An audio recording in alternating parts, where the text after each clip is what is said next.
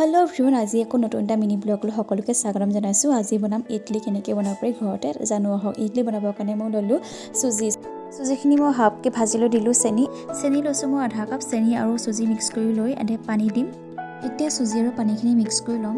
মই পানী আৰু চুজিখিনি মিক্স কৰোঁতে এটা ভুল হৈ গ'ল, পানী বেছিকৈ দি দিলোঁ। আপোনালোকে পানী বেছি নিদিব, সমান জোখত ৰাখিব যাতে ইডলিটো দেখিবলৈ ভাল হয়, কোমল হয় আৰু বেছি টানো নহয়। তেনেকৈ সমান জোখত ৰাখিব লাগিব। আৰু এতিয়া মই গোটেইকেইটা ষ্টেণ্ডতে এনেকৈ ইডলিকেইটা দি ল'ম।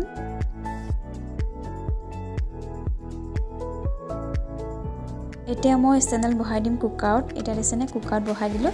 তাৰপিছত এতিয়া গেছ অন কৰি কুকাৰটো দি দিলোঁ গেছত আৰু 5 মিনিটৰ পিছত হৈ যাব ইডলি। এয়া হৈ গ'ল মোৰ ইডলি।